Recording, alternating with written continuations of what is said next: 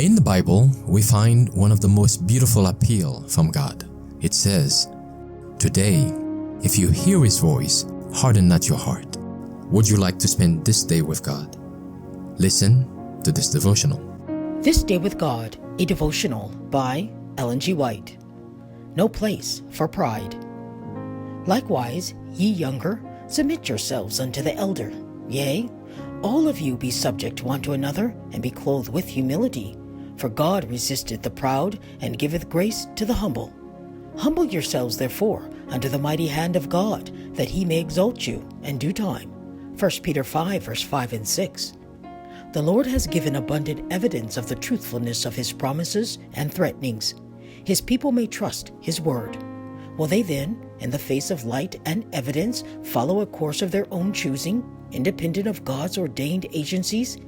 Even good men need to be guarded on every hand, lest they shall become so elevated over the blessings God has given them, that the applause and praise from worldlings shall be as a stimulus for them to display their great wisdom and acquisitions. The Lord sees, the Lord knows. He will certainly humble all such aspirations, for He hates pride and selfishness and covetousness.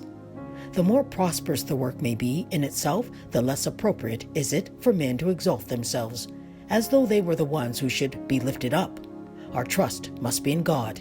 He has entrusted men with abilities and capabilities that they may act a prominent part in His work. Let them take heed how they shall exalt themselves. The set time to favor Zion will soon come. God has provided men and means whereby His work shall be accomplished. He will not leave His people to shame, but will accomplish His work. His work will move just as He has ordained it to move. Our covenant with Christ unites with the majesty of an omnipotent King, the gentleness and tenderness of a caretaking shepherd. Please read the 42nd chapter of Isaiah.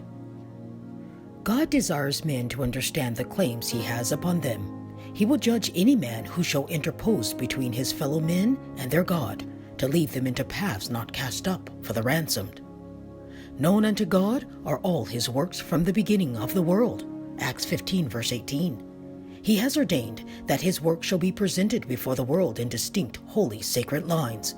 The kingdom of God cometh not with observation, but by the gentleness of the inspiration of His word, by the operation of His Spirit in the soul.